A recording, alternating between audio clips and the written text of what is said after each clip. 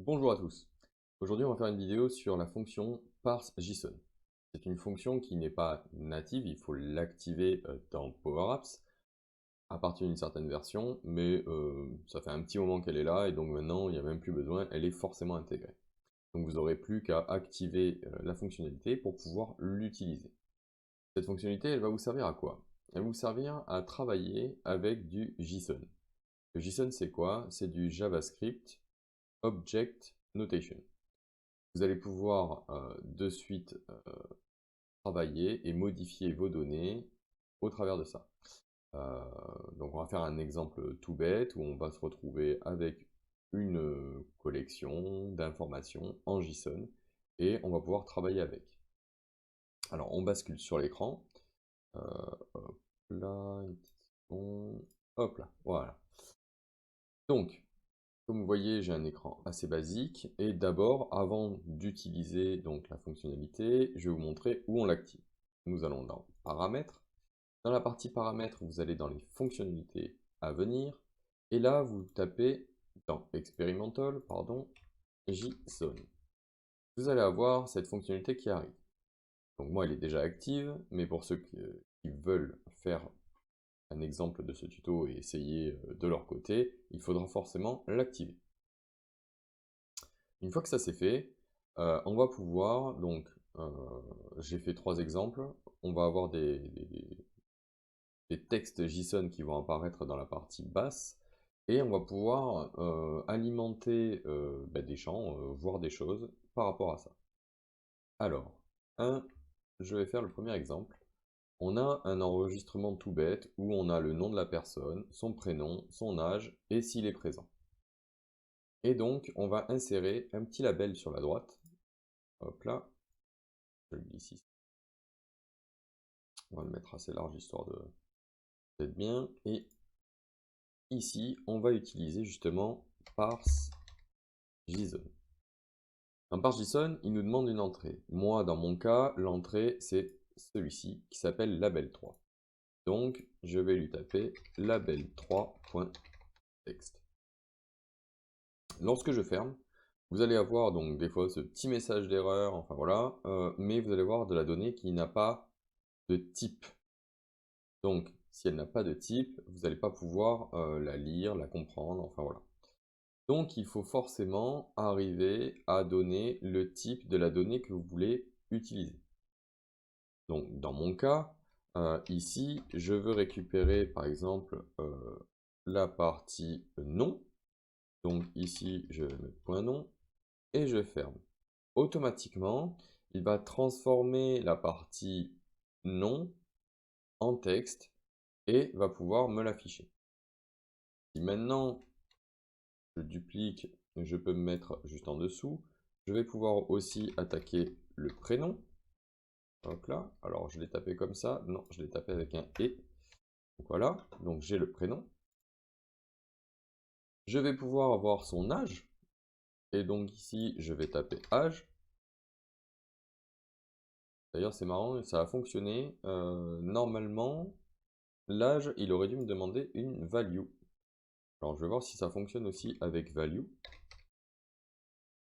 Oui, aussi. Alors a priori, maintenant, autant les nombres que les chiffres et que le texte, pour du nombre, ça fonctionne.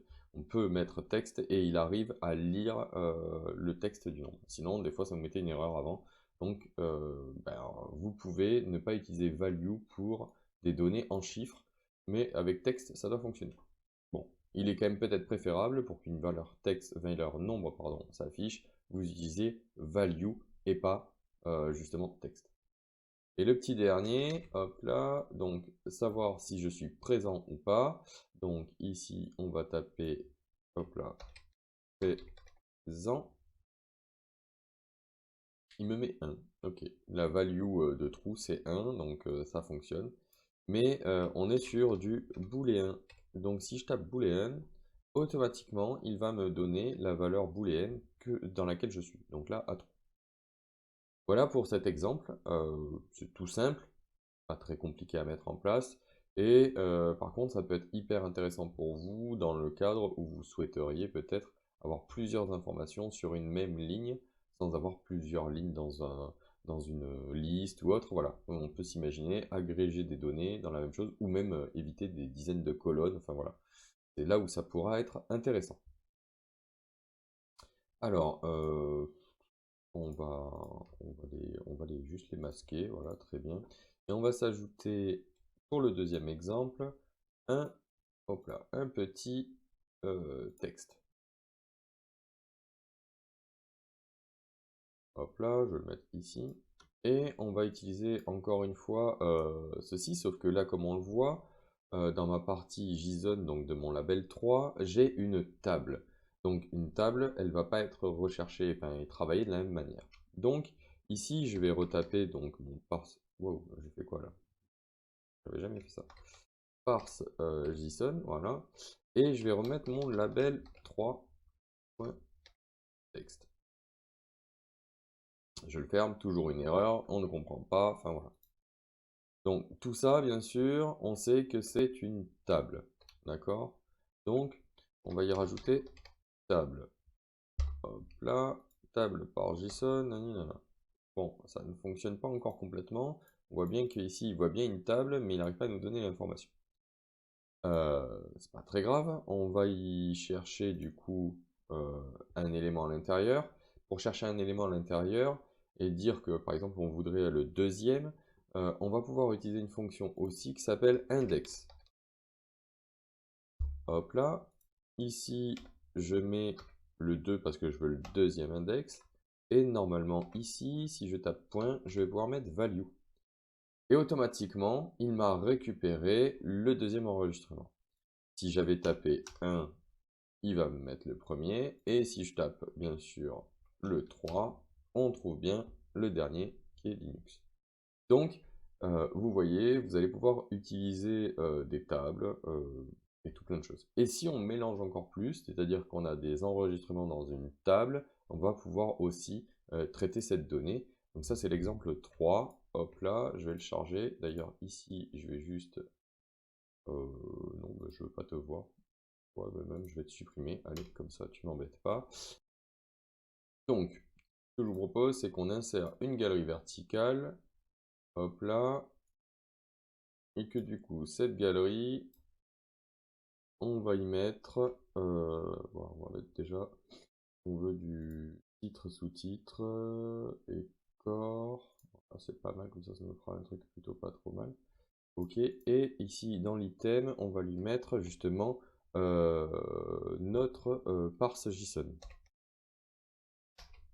Alors, parse JSON, ici on va mettre le label 3.text.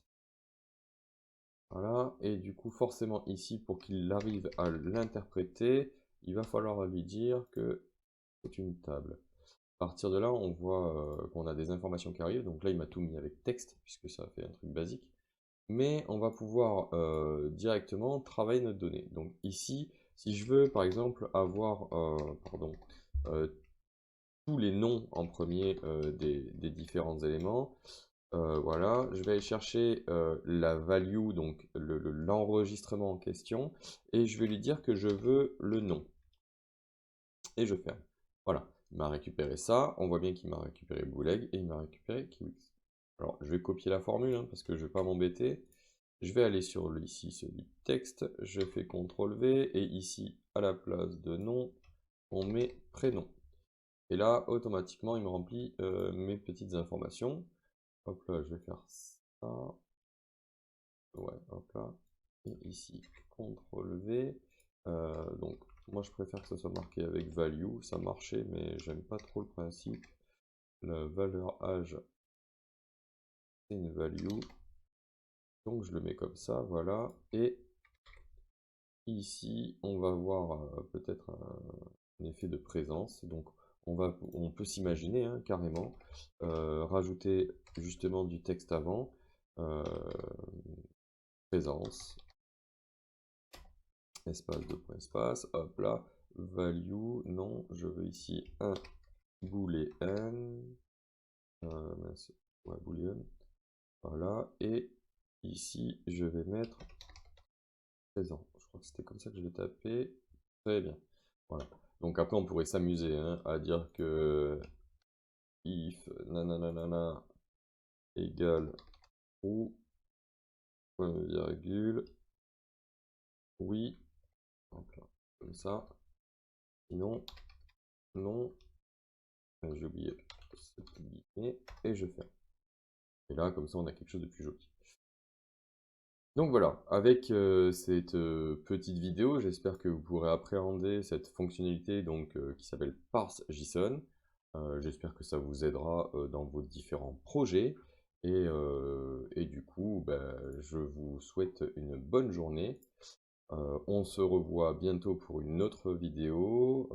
Et puis voilà, allez, amusez-vous bien. Et puis bien sûr, si vous n'êtes pas abonné, hein, abonnez-vous, likez cette vidéo. Vous êtes de plus en plus à suivre ma chaîne et c'est ce qui me donne un peu de la force à faire des vidéos pour vous. Donc continuez et à bientôt. Bonne journée.